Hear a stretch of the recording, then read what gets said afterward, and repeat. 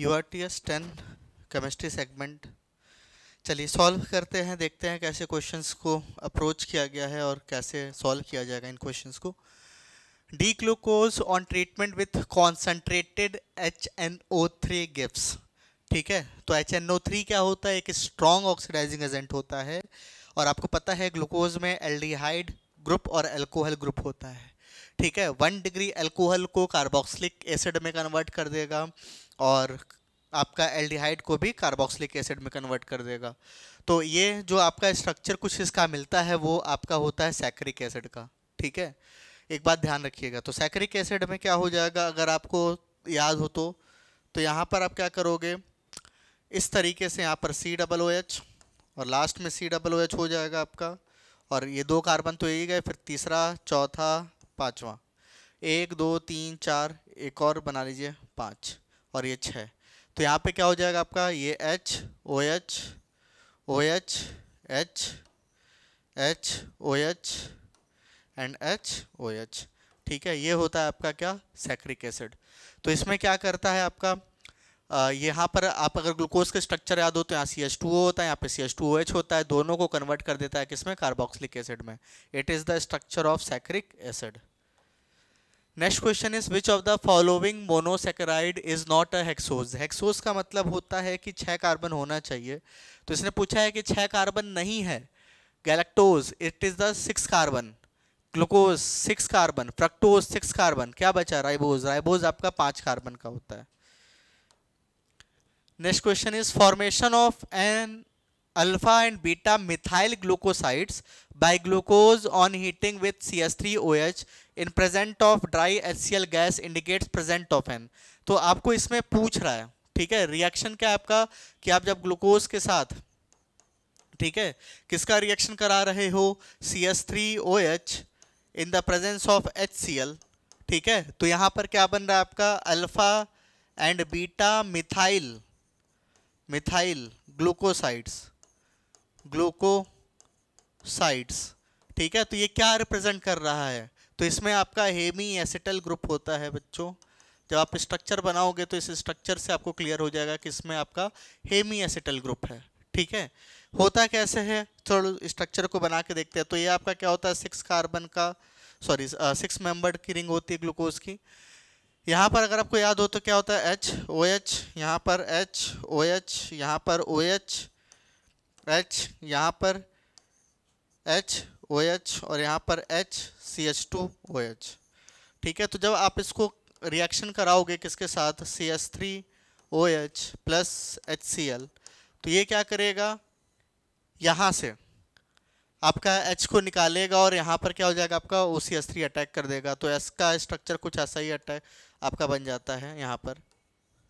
तो यहाँ पर आपका क्या लग गया, OCH3 ग्रुप आ गया, यहाँ पर H आ गया, बाकी स्ट्रक्चर एज इट इज रहेगा, HOH OHH HOH और यहाँ पर आपका हो जाएगा CH2OH और H।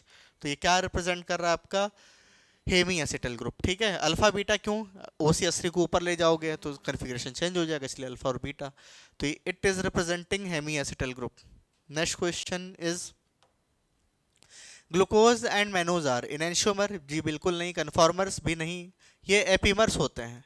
एपीमर्स क्या होते हैं, एपीमर्स बेसिकली डायास्टीरियोमर्स होते हैं। ठीक है, डायास्टीरियोमर्स होंगे लेकिन किसी एक स्टीरियोजेनिक सेंटर पे ही स्ट्रक्चर डिफरेंट होती है।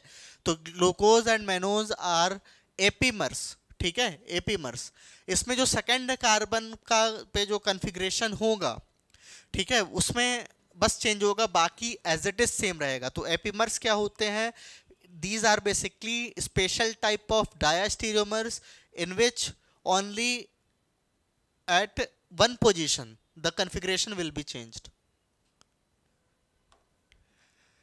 Fructose does not contain an aldehyde group but still reduces tolerance reagent। जी हाँ, ये स्टेटमेंट लो सही है, फ्रक्टोज में होता है कीटोन लेकिन उसके बावजूद भी ये क्या करता है आपका, टॉलेंस टेस्ट देता है। अगर आपको याद हो तो टॉलेंस टेस्ट बेसिक मीडियम में कराया जाता है। तो क्यों ऐसा होता है, तो in presence of a base, यही बात आ गई, fructose undergoes rearrangement to form glucose and mannose, तो ये तो देता ही है, यानी एक दूसरे को ये सपोर्ट कर रहे हैं। तो assertion and reason are correct and reason is the correct explanation of A, so the answer will be first. ठीक है, चलिए नेक्स्ट क्वेश्चन की तरफ मूव करते हैं। विच of the following is not true regarding sucrose. ठीक है, सुक्रोज आपको पता है कि क्या होता है, इट इज अ डाइसैकेराइड। तो इसके बारे में देखते हैं क्या होता है। ऑन हाइड्रोलिसिस इट गिव्स, इसने पूछा है नॉट ट्रू, स्टेटमेंट को ध्यान से पढ़िएगा। On hydrolysis it gives equal amount of alpha glucose and beta fructose, जी हाँ बिल्कुल सही बात है। The glyco side linkage is between C1 of beta fructose and C2 of alpha glucose, नहीं ये स्टेटमेंट गलत है। ठीक है, ये क्या होता है, C1 of alpha glucose and C2 of beta fructose के बीच में ग्लाइकोसिडिक बॉन्ड बनता है, यानी बाकी सब तो सही होगा, यानी आंसर तो हमारा सेकंड जाएगा। बाकी स्टेटमेंट देख लो, glucose is present in pyranose ring, बिल्कुल सही बात है। Form and fructose is present in furanose, ये 6 मेंबर की रिंग होती है और 5 मेंबर की रिंग होती है। The two monosaccharides are reducing but the disaccharides formed is non reducing, बिल्कुल सही बात है। इसने नॉट करेक्ट पूछा था तो हमारा आंसर चला जाएगा second. Which of the following is incorrect about sucrose. ठीक है, अभी जस्ट यही चीज है, इसी चीज को यहाँ पर लगाना है। It is a non reducing sugar, बिल्कुल सही बात। इट डज नॉट अंडरगोज म्यूटारोटेशन, ये भी सही है। ठीक है, इनकरेक्ट पूछा है फिर से, ये सही है, ये सही है। Its glycosidic linkage is represented as, तो यहाँ पर C1 है, यहाँ पर C2 है। Its glycosidic linkage is represented as, अरे भैया ग्लूकोज और फ्रक्टोज के बीच में होता है, यहाँ तो दोनों ग्लूकोज बना दिया, तो ये क्या हो जाएगा, गड़बड़ यही है fourth. Ag plus Hg2 2 plus and Pb plus 2 are grouped together in first group because they form insoluble। ठीक है, तो एक बात ध्यान रखिएगा, ग्रुप 1 का जो आपका रिएजेंट होता है वो होता है HCl। ठीक है, और यहाँ पर अगर HCl प्रेजेंट है तो क्लोराइड का ही फॉर्मेशन होगा, तो ये इनसॉल्युबल क्लोराइड्स बनाते हैं। The brown colour during the test of NO3- is due to the formation of complex ion with the formula, बहुत इजी है, FeH2O whole 5NO2+। ठीक है, third option will be the correct answer. ठीक है, ये हमारा क्या होता है, ये कॉम्प्लेक्स आयन जनरेट होता है FeH2O whole 5NO2+। In Nessler's reagent for the detection of ammonia the active species is. ठीक है, तो इसमें क्या होता है, ब्राउन कलर का प्रेसिपिटेट बनता है, तो नेस्लर रिएजेंट को आप याद कर लो, K2HgI4 को बोला जाता है। ठीक है, तो इसमें HgI4 वाला जो ही सेगमेंट है, HgI4-2, यही क्या करता है आपका अमोनिया के साथ, ठीक है, आपका कंबाइन होकर कंपाउंड फॉर्मेशन करता है जो कि ब्राउन कलर का होता है। तो इसके आंसर में हमारा आंसर चला जाएगा fourth. Next question is salt plus AgNO3 yellow precipitate. तो सिल्वर का ही प्रेसिपिटेट मिलने वाला है, तो कैसा सॉल्ट होगा, क्लोराइड का होगा, सल्फाइड का होगा, आयोडाइड का होगा कि एसीटेट का होगा। तो ये भैया आपका जो AgI ही येलो कलर का होता है, AgCl आपका वाइट होता है। ठीक है, और यहाँ पर इसने येलो पूछा है तो हमारा क्या हो जाएगा आंसर, AgI। क्लोराइड तो वाइट होता है। The oxidation state of iron in its brown ring complex. तो अभी जस्ट ये आपने देखा था, क्या था, FeH2O whole 5NO+2। ठीक है, यही कॉम्प्लेक्स बनता है, इसमें आयरन का ऑक्सीडेशन स्टेट निकाल लो, X प्लस यहाँ पर 0 न्यूट्रल मॉलिक्यूल है, ये क्या होता है +1 बराबर 2।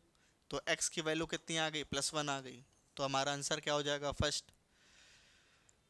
Next question is Why do transition metals exhibit higher enthalpies of atomization? ठीक है, इसका मतलब क्या है कि आप इंडिविजुअल एटम्स में कन्वर्ट कर रहे हो उसके क्रिस्टल फॉर्म से, तो ऐसा तभी होगा जब उनके बीच में अट्रैक्शन फोर्सेस ज़्यादा होंगे।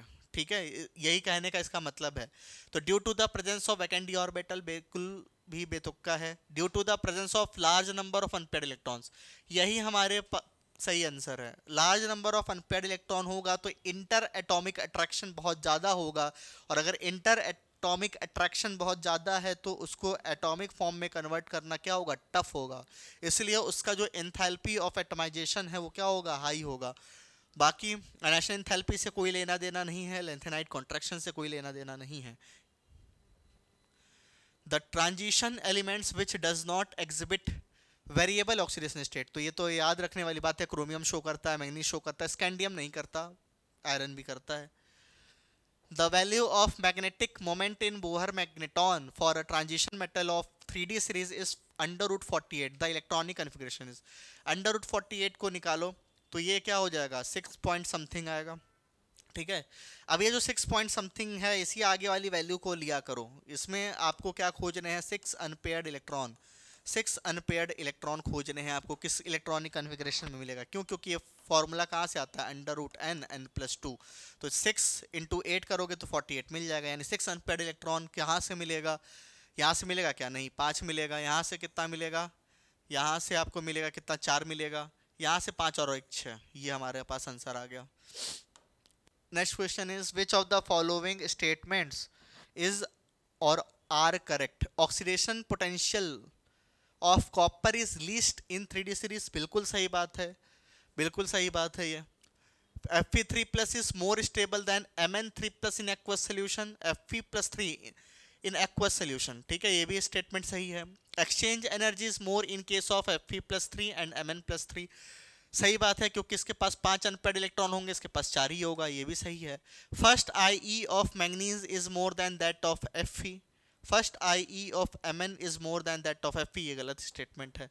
तो इसने क्या पूछा था, करेक्ट पूछा था, तो कौन सा आंसर हो जाएगा A, B and C। Interstitial compounds are formed when small atoms are trapped inside the crystal lattice of metals। ठीक है, बिल्कुल सही बात है, interstitial compounds ऐसे ही बनते हैं। Which of the following is not the characteristic property of the interstitial compounds? They have high melting points in comparison to pure metals, जी हाँ, मेल्टिंग पॉइंट्स इनका बढ़ जाता है प्योर मेटल की रिस्पेक्ट में। दे आर वेरी हार्ड, ये भी सही है क्योंकि उनके वॉइड्स भर गए हैं। They retain metallic conductivity, metallic conductivity as it is रहती है। ये केमिकली इनर्ट हो जाते हैं, इसने लिखा है वेरी रिएक्टिव। और क्या पूछा था, इनकरेक्ट ही पूछा था, राइट, नॉट द करेक्टरिस्टिक, तो फोर्थ आंसर। ठीक है, ये क्या होते हैं, नॉन रिएक्टिव होते हैं, लीस्ट रिएक्टिव होते हैं। Zn2 plus diamagnetic in nature, तो Zn2 प्लस का इलेक्ट्रॉनिक कन्फिग्रेशन जरा लिख लो। यहाँ पर आर्गन हो गया, ठीक है, 4s2 से इलेक्ट्रॉन गायब हो जाएगा, 3d10 फुल्ली फिल्ड है, सारे सारे पेयर्ड होंगे, तो कोई भी अनपेयर्ड इलेक्ट्रॉन नहीं होगा, तो बिल्कुल सही बात है। उसके बाद the electrons are lost from 4s orbital, अच्छा दोनों सही है एक दूसरे के, तो both assertion and reason are correct and R is the correct explanation of A, तो हमारा आंसर हो जाएगा first. Which one of the following may be expected to have highest third ionization enthalpy? ठीक है, थर्ड आयनाइजेशन एंथैल्पी, यानी V2 plus बना दो, chromium 2 plus बना दो, Mn2 प्लस बना दो और Ti+2 बना दो। ठीक है, अब थर्ड आयनाइजेशन एंथैल्पी पूछ रहा है आपसे, तो सब 3D में ही इलेक्ट्रॉन जाते हैं, scandium, titanium, vanadium, scandium, titanium, vanadium, तो 2 इलेक्ट्रॉन निकालने के बाद ये क्या हो जाएगा 3D1 हो जाएगा। इसमें 2 इलेक्ट्रॉन निकाल दो, इसका आपका 4s1 3d5 होता है, तो ये 3d4 हो जाएगा। Mn2 प्लस 4s2 3d5 होता है, तो ये 3d5 हो जाएगा। और Ti+2 स्कैंडियम, टाइटेनियम, तो ये 4s2 3d2 होता है, तो ये 4s2 हो जाएगा। सॉरी,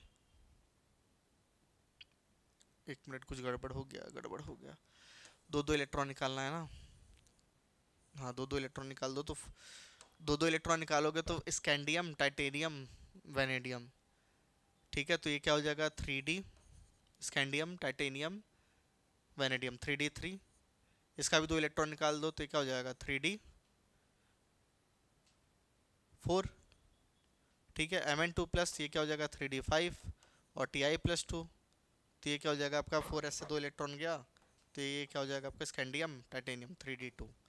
तो देखो यहाँ पर मैंगनीज क्या हो जाएगा आपका, हाफ फील्ड कन्फिग्रेशन ले रहा है, तीसरा इलेक्ट्रॉन निकालना इसी से टफ होगा, तो सबसे ज़्यादा टफ हो जाएगा थर्ड से निकालना, तो थर्ड इसकी सबसे ज़्यादा हो जाएगी। The electronic configuration of platinum 78 number है इसका एटॉमिक, ठीक है, तो ये कहाँ पर लाई करेगा, it will lie in the 6th period, ये 6th पीरियड का एलिमेंट है, तो यानी लास्ट इलेक्ट्रॉन आपका सिक्स पीरियड का एलिमेंट है, यानी इसके इलेक्ट्रॉनिक कन्फिग्रेशन में हाईएस्ट वैल्यू ऑफ एन कितनी मिलनी चाहिए, 6 मिलनी चाहिए। हाईएस्ट वैल्यू ऑफ एन कितनी मिलनी चाहिए, 6 मिलनी चाहिए। और नियरेस्ट नोबल गैस कौन सा होगा आपका, इसका जेनॉन। ठीक है, तो ऑप्शन चेक करते हैं। क्रिप्टन वाला तो ऐसे ही काट दो। ठीक है, 4F14 5D10, यहाँ पे तो कुछ ऐसा हिंट दे ही नहीं रहा है, ये भी हिंट दे ही नहीं रहा है। ठीक है, सॉरी ये तो ऐसे ही गया था, ये तो नहीं दे रहा है। ये फोर्थ हो सकता है और आपका फर्स्ट हो सकता है, आप इसमें कंफ्यूज करोगे क्योंकि 6 इसी में आ रहा है। तो याद रखिएगा ये थोड़ा एक्सेप्शनल होता है। और एक्सेप्शन क्या होता है आपका कि इसमें आपका एक इलेक्ट्रॉन आपका 9D में चला आता है। ठीक है, आइडियली लिखते तो वैसा आना चाहिए था फोर्थ का, लेकिन होता है आपका 1। ये बात ध्यान रखिएगा। ठीक है, एक्सेप्शनल है ये। Which of the following statement is correct? LaOH whole thrice is less basic than LuOH whole thrice. ये स्टेटमेंट गलत है। ठीक है, मोर बेसिक होता है। In lanthanoid series ionic radius of Ln+3 ions increases. ये भी गलत है, डिक्रीज होता है। La is actually an element, lanthanum. La means lanthanum is an actually an element of transition series rather than lanthanide series. ये बिल्कुल सही statement है और इसने सही वाला ही पूछा है। Atomic radii of zirconium are same. ठीक है, सही है, because they belong the same period. नहीं, सेम पीरियड में बिलोंग नहीं करते, ये सेम ग्रुप में बिलोंग करते हैं टॉप टू बॉटम। तो ये क्या हो जाएगा आपका answer will be third. Next question is lengthenoid contraction occurs because of 4f electron which are gradually added create a strong shielding effect। नहीं, इनका शील्डिंग इफेक्ट तो बहुत पुअर होता है, गड़बड़ हो गया। F of 4f orbitals are greater in size than the 3d and 3f orbitals. 3f orbital जैसा कुछ होता ही नहीं है। 5f orbitals are strongly penetrated into the 4f orbitals. ये भी स्टेटमेंट गलत है। तो बचा क्या, poor shielding effect of 4f electrons बिल्कुल सही है। Coupled with increase attraction between the nucleus and the added electrons, ये सही हो जाएगा हमारे पास। The reagents with which glucose does not react to give corresponding test और products are। टॉलेंस टेस्ट देता है, शिफ्स रिएजेंट के साथ रिएक्शन नहीं करता है, HCN के साथ साइनोहाइड्रिन बनाता है, NH2OH के साथ हाइड्रोक्सिलामाइन बनाता है, और सोडियम बाइसल्फाइड के साथ भी रिएक्ट नहीं करता। तो इसने क्या पूछा, डज नॉट रिएक्ट। तो हमारा आंसर कौन सा हो जाएगा, B and E. The answer will be third. The correct corresponding order of name of 4 aldoses with configuration given below। तो देखो इसको किया कैसे जाता है, आप यहाँ पे देखो, ये जो कन्फिग्रेशन है इरेथ्रोज और थ्रियोज का, इसमें होता क्या है, 4 कार्बन होते हैं, 1 2 3 4। ठीक है, एल्डिहाइड सुप्रीम ग्रुप होता है इसमें। और उसके बाद यहाँ पर सब में देखो 4 कार्बन ही है। तो इरिथ्रोज और थ्रियोज कैसे पहचानोगे, अगर दोनों OH सेम साइड में है तो इरिथ्रोज, एक दोनों OH अपोजिट साइड में है तो थ्रियोज। तो ये तो इरिथ्रोज हो गया, इतनी बात क्लियर है। अब इसका लास्ट वाला OH देखो किस साइड है, राइट साइड, तो D हो जाएगा। लेफ्ट साइड होगा तो L हो जाएगा। तो ये क्या हो गया, डी इरिथ्रोज। ठीक है, डी इरिथ्रोज। ये क्या हो जाएगा, थ्रियोज। तो थ्रियोज कौन सा, डी थ्रियोज। ये कौन सा हो जाएगा आपका, L इरिथ्रोज। और ये क्या हो जाएगा आपका, L थ्रियोज। किससे मिल रहा है, D erythrose D threose, L erythrose, L threose. तो ऑप्शन नंबर 4 से मिल रहा है। Which one of the following does not exhibit phenomena of muta rotation? ठीक है, म्यूटा रोटेशन कौन शो नहीं करता, तो it will be the first mutarotation. ठीक है, mutarotation is not shown by the sucrose. Lactose, maltose, fructose will show the mutarotation. The correct order of atomic radii in group 13 elements. तो इसमें आपको याद होगा कि top to bottom तो बढ़ता है, लेकिन एक एक्सेप्शन आता है, बोरॉन के बाद नंबर लग जाता है गैलियम का, गैलियम से बड़ा हो जाता है एल्यूमिनियम, उसके बाद कोई दिक्कत नहीं है इंडियम, और उसके बाद आपका आ जाता है थैलियम। तो boron, gallium, aluminium, indium, thallium. Indium thallium कौन सा ऑप्शन से मिल रहा है, boron, gallium, aluminium, indium, thallium, option number 4। The stability of +1 oxidation state among aluminium, gallium, indium, thallium increases in the sequence। तो +1 वाली स्टेबिलिटी टॉप टू बॉटम बढ़ती है and +3 वाली घटती है। तो सबसे ज़्यादा स्टेबल थैलियम होगा, तो एल्यूमिनियम +1 से ज़्यादा स्टेबल गैलियम +1, गैलियम +1 से ज़्यादा स्टेबल एल्यूमिनियम, गैलियम, इंडियम +1, और इंडियम +1 से ज़्यादा स्टेबल थैलियम +1 होता है। तो ऑर्डर देख लीजिए, aluminium, gallium, indium, thallium. Option number कौन सा हो जाएगा आपका? First. Next question, the tendency of BF3, BCl3 and BBr3 to behave as Lewis acid decreases in the sequence. तो एक बात ध्यान रखिएगा, BF3 और BCl3 में आपका बैक बॉन्डिंग पाया जाता है। Due to the back bonding आपका जो लेविस एसिडिक करेक्टर है वो घट जाता है। तो सबसे ज़्यादा BBr3 का हो जाएगा, उसके बाद BCl3 का हो जाएगा, देन आपका BF3 का हो जाएगा। So the answer will be second. Next question is the type of hybridisation of borane in diborane is, ये sp3 होता है ये, ठीक है। It is because of inability of NH2 electrons of the valence shell to participate in bonding that। तो इसने Sn+2 और Pb+4 के बारे में कुछ कुछ बोला है, तो देखते हैं। देखो, Sn+4 ज़्यादा स्टेबल होता है किससे? Sn+2 से, ठीक है। और Pb+2 ज़्यादा स्टेबल होता है Pb+4 से। तो एक बात समझना, अगर +2 में है तो +4 में जाएगा आराम से। +2 में है तो +4 में जाएगा, यानी ऑक्सीडेशन हो रहा है। और अगर ऑक्सीडेशन हो रहा है तो किसकी तरह काम करेगा? Reducing agent. तो Sn+2 जो होगा वो रिड्यूसिंग एजेंट की तरह काम करेगा। और Pb+4 अगर है तो वो स्टेबल +2 में होगा, तो ये रिड्यूस हो रहा है, तो ये किसकी तरह काम करेगा? Oxidising agent. अब आंसर मिला लीजिए कि Sn+2 रिड्यूसिंग कहाँ पर है और Pb+4 ऑक्सीडाइजिंग कहाँ पर है? Option number 4। Next, in which of the following compounds nitrogen exhibit highest oxidation state? निकालो, यहाँ पर निकालोगे 2x+4, x बराबर कितना आ जाएगा? -2, ठीक है। यहाँ पर निकालो -3, यहाँ पर निकालो -1/3, और यहाँ पे निकालोगे तो कितना हो जाएगा? x +3 -2, तो x बराबर -1। तो सबसे ज़्यादा बड़ी वैल्यू कौन सी है इसमें? -1/3, that will be the third. The basic character of hydrides of the fifth group elements decreases in the order. तो टॉप टू बॉटम आने पर बेसिक कैरेक्टर क्या होता है? घटता है। साइज बढ़ेगा, आपका बेसिक कैरेक्टर घटेगा। तो सबसे ज़्यादा अमोनिया, फॉस्फीन, आर्सेनिक, एंटीमनी। तो कौन सा हो जाएगा आपका? फर्स्ट। बहुत इजी क्वेश्चन था ये, ऐसे क्वेश्चंस गलत नहीं होने चाहिए। Which one has to the lowest boiling point? तो अमोनिया, फॉस्फीन, आर्सेनिक और एंटीमनी। एक बात ध्यान रखना, जनरली क्या होता है जब भी मेल्टिंग पॉइंट या बॉइलिंग पॉइंट की बात की जाती है तो कंपाउंड्स का ओवरऑल वेट देखा जाता है। वेट ज़्यादा होगा, van der Waals force of attraction ज़्यादा लगेगा, और बॉइलिंग पॉइंट क्या हो जाएगा आपका? ज़्यादा हो जाएगा, ठीक है। अनटिल एंड अनलेस वहाँ पर कोई आपका हाइड्रोजन बॉन्डिंग जैसा केस ना आ रहा हो। जैसे यहाँ पर अमोनिया में हाइड्रोजन बॉन्डिंग होती है, तो इसका बॉइलिंग पॉइंट कम होना चाहिए था, लेकिन होता नहीं है, ठीक है। इसका होगा नहीं कम, तो उसके बाद नंबर किसका लगेगा? PS3, ठीक है। क्या कॉन्सेप्ट बताया कि मॉलिकुलर वेट बढ़ेगा तो wonder wall force of attraction बढ़ेगा, बॉइलिंग पॉइंट बढ़ेगा। लेकिन nitrogen, phosphorus, arsenic, antimony, bismuth ऐसे होना चाहिए था, ठीक है। लेकिन होता क्या है, अमोनिया में हाइड्रोजन बॉन्डिंग की वजह से उसका बॉइलिंग पॉइंट PS3 से ज़्यादा हो जाएगा, तो कम इसका होना चाहिए था, फिर ये आना चाहिए था नंबरिंग के हिसाब से, लेकिन ये आपका कम हो जाएगा और वो रेस में थोड़ा सा जीत जाएगा due to the intermolecular hydrogen bonding. तो हमारा आंसर हो जाएगा second. In the following question, statement 1 is followed by statement 2. It has the following 4 choices, out of which only one is correct. The boiling point of the following hydrides of group 16 increases in the order H2O, H2S, H2SC, H2E। बिल्कुल गलत है, फिर से वही बात हो गई, ठीक है। यहाँ पर हाइड्रोजन बॉन्डिंग होगा, ये गड़बड़ कर देगा सब।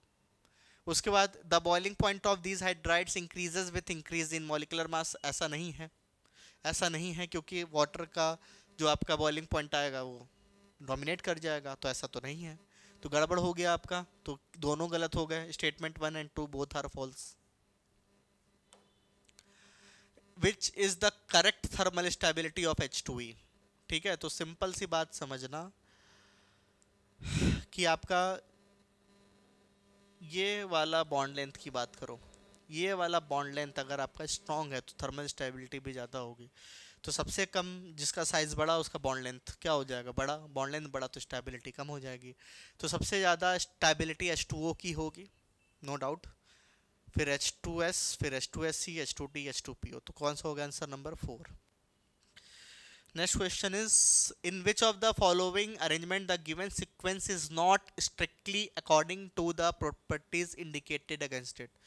कार्बन, सिलिकॉन, टिन, लेड, इनकी क्या है, ऑक्साइड से इंक्रीजिंग ऑक्सीडाइजिंग पावर, बिल्कुल सही ऑर्डर है। H F, H C L, H B R, H I, increasing acidic strength, ये भी सही है। H two O, H two S, H two S C, H two T, increasing P K value. Increasing P K value का मतलब acidic character बोल रहा है कम है, ये गड़बड़ हो गया। ठीक है, ये डिक्रीजिंग पी के वैल्यू लिखना चाहिए था यहाँ पे। तो इसने क्या पूछा, नॉट स्ट्रिक्टली, तो हमारा आंसर हो जाएगा थर्ड। बाकी ये भी देख लो, ammonia, P S three, S S three, S B S three, increasing acidic character, जी हाँ बिल्कुल सही बात है, एसिडिक करेक्टर बढ़ेगा। ठीक है, which one of the following arrangement does not the correct picture of the trends indicates against F2Cl2 Br2I2 bond dissociation energy? अरे यही गलत हो गया।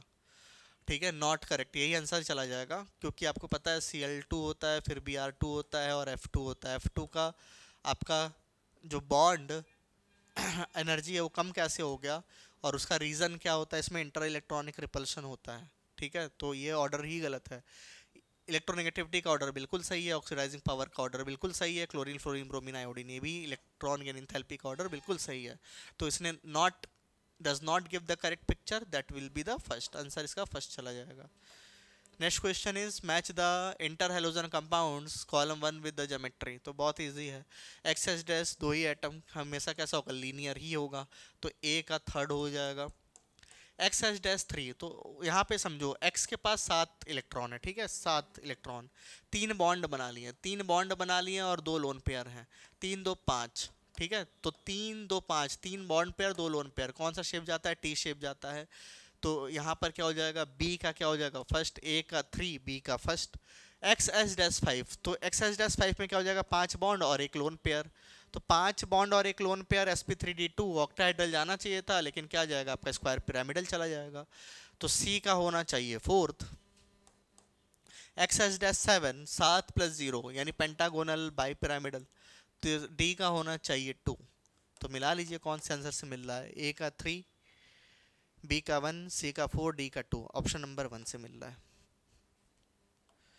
नेक्स्ट क्वेश्चन इज Xgf4, तो यहाँ पर Xg के पास 8 इलेक्ट्रॉन होते हैं, 4 बॉन्ड बना लिए, 2 लोन पेयर में है, तो स्क्वायर प्लेनर इसका स्ट्रक्चर चला जाएगा, तो ए का हो जाएगा क्या, सेकंड।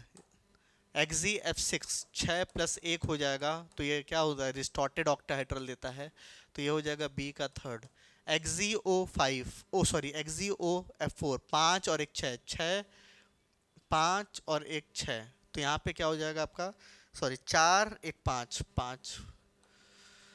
ठीक है, तो ऑक्सीजन डबल बॉन्ड बनाता है, तो 6 2 इधर खर्च हो गया, 1 लोन पेयर, या क्या हो गया आपका, स्क्वायर पिरामिडल इसका होना चाहिए, तो सी का फोर्थ होना चाहिए, ए का सेकंड, बी का 3, सी का फोर्थ। और XgO3 क्या हो जाएगा, 3 सिग्मा 1 लोन पेयर, तो स्क्वायर पिरामिडल होना चाहिए, डी का 1। तो किससे मैच कर रहा है, ए का 2, बी का 3, सी का 4, डी का 1, that is the option number 3। Next question is, which compound has planar structure. अभी यहाँ पे देख क्या, स्क्वायर प्लेनर, स्क्वायर प्लेनर। ठीक है, Xgf2 निकालोगे तो क्या आ जाएगा आपका, 2 + 1 3 यहाँ पर, और 2 लोन पेयर, तो ये टी शेप में चला जाएगा। XgO2f2, 4 2 6, तो यहाँ पे क्या हो गया आपका, 4 सिग्मा बॉन्ड और 1 लोन पेयर। ठीक है, ये आपका डिस्टॉर्टेड टेट्राहेड्रल या सीसॉ में चला जाएगा। XgO4, तो ये तो आपका टेट्राहेड्रल में चला जाएगा, तो स्क्वायर प्लेनर, ये Xgf4 का आंसर हो जाएगा हमारे पास। Match the column, glycerol from spent lye, chloroform + aniline, fractions of crude oil, aniline + water. तो ये मिक्सचर्स है और इनका सेपरेशन की टेक्निक्स शायद बगल में लिखी हुई है, steam distillation, fractional distillation, distillation under reduce pressure और डिस्टिलेशन। ठीक है, तो थोड़ा सा टफ क्वेश्चन है ये, लेकिन अगर आपको बेसिक डेफिनेशन अगर याद हो तो आप कर सकते हो। तो डिस्टिलेशन में क्या होता है, डिस्टिलेशन में आपका आपको ये ध्यान रखना होता है कि यहाँ पर आपको ये ध्यान रखना होगा कि डिस्टिलेशन सबसे सिंपल प्रोसेस होता है, और इसमें जब आपका बॉइलिंग पॉइंट का डिफरेंस होता है तो आप उसको सेपरेट करते हो। ठीक है, तो डिस्टिलेशन में सबसे सुटेबल जो आंसर है, डिस्टिलेशन से उल्टा आपको यहाँ पर रिलेट करना पड़ेगा, तो यहाँ पे फोर्थ के साथ जो सबसे बढ़िया आपको दिखाई दे रहा है वो है आपका सेकंड ऑप्शन, ठीक है, क्योंकि इनके बॉइलिंग पॉइंट में डिफरेंस होगा, तो बी का हम लोग लगा देते हैं फोर्थ, ठीक है। फ्रैक्शंस ऑफ क्रूड ऑयल, तो ये फ्रैक्शनल डिस्टिलेशन का बहुत बेहतरीन एग्जांपल है, जहां पर आपका क्या करोगे, डिफरेंट फ्रैक्शंस में उस कंपोनेंट्स को बांटोगे, ठीक है। एक क्रूड ऑयल है, अब इसका फ्रैक्शनल डिस्टिलेशन कराते हो, ठीक है, तो आपको यहीं से केरोसिन, यहीं से पेट्रोल, यहीं से डीजल मिलता है, तो सी का सेकंड, ठीक है। Aniline plus water, it will go under the steam distillation, ठीक है। बाकी आप में जो बचा वो हो गया, यानी ए का क्या हो जाएगा, थर्ड हो जाएगा। तो इस ऑप्शन को जरा मिलाते हैं किससे मैच करता है, तो ए का थर्ड, बी का फोर्थ, सी का सेकंड एंड डी का one, that will be the answer number 1। Paper chromatography is an example of, देखो क्रोमेटोग्राफी बहुत तरीके का होता है। पेपर क्रोमेटोग्राफी आपका पार्टीशन क्रोमेटोग्राफी के अंडर में आता है।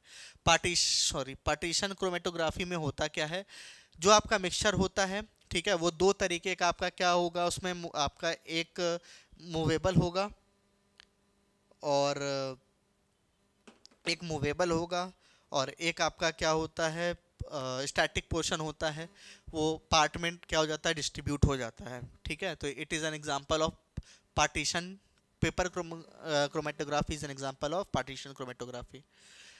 Nitrogen detects an organic compound is carried out by Lasagna test. The blue color formed corresponds to which of the following formula? Persian blue actual में मिलता है, और वो Persian blue होता है आपका Fe4, आपको याद रख लेना चाहिए, FeCN6 होल थ्राइस। कौन से ऑप्शन से मैच कर रहा है, that will be the option number 2, ठीक है, ये चीज ध्यान रख लीजिएगा। Persian blue एक्चुअल में होता है। The Zeldol is method for the estimation of nitrogen can be used to estimate the amount of nitrogen in which of the following compound। तो एक बात ध्यान रखिएगा, Zeldol method is not applicable for nitro compounds, azo compounds और ऐसा compound जिसमें nitrogen ring में हो। तो पहला ऑप्शन देखोगे तो ये नाइट्रो कंपाउंड में है, ये जेल्डॉल टेस्ट नहीं देगा। दूसरे में देखोगे नाइट्रोजन रिंग में है, ये भी नहीं देगा। यहाँ पर NH2 ये तो देगा, ठीक है, और ये एजो हो गया, तो एजो नहीं देता, नाइट्रोजन कंपाउंड अगर रिंग में है तो नहीं देता, नाइट्रो कंपाउंड्स नहीं देते हैं, ठीक है। बच्चा कौन सा, aniline, aniline will give the Kjeldahl test. चलिए, in Dumas method of estimation, Dumas method of estimation of nitrogen 0.35 gram of an organic compound, तो यहाँ पे ऑर्गेनिक कंपाउंड का जो वेट है वो कितना दिया हुआ है, 0.35 ग्राम। gave 55 ml of nitrogen collected at 300 Kelvin temperature, okay, and 715 mm pressure. The percentage composition of nitrogen in the compound would be, aqueous tension at 300 Kelvin is 15 mm. देखो सबसे पहले यहाँ पर आपको क्या निकालना पड़ेगा, V नॉट। V नॉट क्या है, volume of nitrogen gas at STP, और STP का कंडीशन क्या होता है, 760 mm ऑफ Hg प्रेशर, और आपका जो टेम्परेचर होता है वो होता है 273 केल्विन। लेकिन यहाँ पर जो आपका वॉल्यूम दे रखा है, वॉल्यूम ऑफ नाइट्रोजन गैस, वो आपको 300 केल्विन पर दे रखा है, और कितना दे रखा है आपको, 55 ml, ठीक है। और यहाँ पर टेम्परेचर आपको पता है 300 केल्विन है, और प्रेशर आपका कितना हो जाएगा, 715 mm प्रेशर। तो प्रेशर ऑफ नाइट्रोजन कितना हो जाएगा, प्रेशर ऑफ नाइट्रोजन हो जाएगा 715, और इसमें से एक्वस टेंशन घटा दीजिए, तो ये कितना हो जाएगा आपका 700 mm, ठीक है, 700 mm ऑफ Hg। तो दो कंडीशन है, दोनों कंडीशन में आप P1 V1 upon T1 equals to P2 V2 upon T2 से आप वॉल्यूम एट STP निकाल लो। तो मान लो ये आपका गिवन वाला कंडीशन है, तो कितना हो गया, 700 इंटू V1 कितना है इस पर, 55 ml, और T1 कितना है, 300 केल्विन। अब ये आप STP वाला कंडीशन लगा दो, STP पे तो 760 होता है, वॉल्यूम हमको निकालनी है जिसको हम लोग V नॉट बोल रहे हैं, टेम्परेचर इस पर कितना होता है, 273 होता है। बच्चों यहाँ से V नॉट आप सॉल्व करोगे, कैसे सॉल्व करोगे, ये हो गया 700 इंटू 55, 273 इधर चला जाएगा, ठीक है, डिवाइडेड बाई 300, और 760 नीचे आ जाएगा। तो इसको आप जब सॉल्व करोगे तो ये वैल्यू आपकी 46 ml आ जाती है, ठीक है।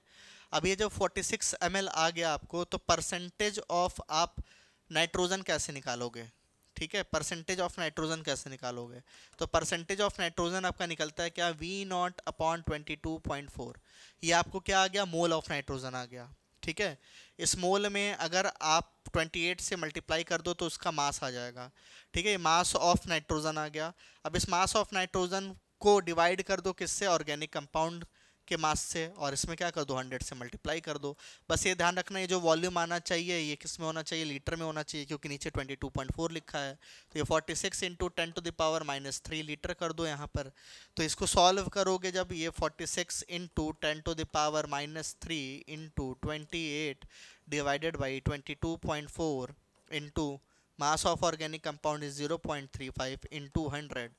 तो ये तो आपका 10⁻⁻1 बचेगा, ठीक है। इसको आप सॉल्व करोगे तो ये लगभग 1.5 टाइम्स में जाएगा, ये 28 टाइम्स में गया, ये 2.8 हो जाएगा। तो ये जो आंसर है आपका, ये आपका 16.45% आएगा, ठीक है, इसको सॉल्व करने पर, जो कि किससे मैच कर रहा है, ऑप्शन नंबर 2 से, ठीक है। कैलकुलेशन है थोड़ी सी आपको करना पड़ेगा। देखिए कॉन्सेप्ट क्या था, ड्यूमास मेथड में ये आपका फॉर्मूला है, V0 क्या है, volume of nitrogen get STP। तो आपको किसी गिवन कंडीशन पर वो अक्वायर करेगा नाइट्रोजन को, उस गिवन वॉल्यूम से आपको volume at STP of nitrogen निकालना पड़ेगा, P1 V1/T1 V2 V2/T2 करके, ठीक है। STP बोलते ही टेम्परेचर 273 केल्विन सेट हो जाएगा, प्रेशर 760 प्रेशर हो जाएगा, ठीक है। अब होता क्या है कि एक चीज़ आप ध्यान रखोगे, नाइट्रोजन का ही प्रेशर यहाँ पे रखोगे, तो नाइट्रोजन का प्रेशर कैसे निकलेगा, यहाँ पर जो प्रेशर लिखा है उसमें से एक्वस टेंशन आपको घटाना पड़ेगा, तभी आपको ड्राई गैस का प्रेशर मिलेगा, क्योंकि ये मॉइस्ट गैस होगी, ठीक है। तो यहाँ से आपने V0 निकाला, यहाँ पे रख दिया, mass of nitrogen upon organic compound in 200, percentage of nitrogen निकल के आ जाएगा। चलिए दैट्स इट, थैंक यू।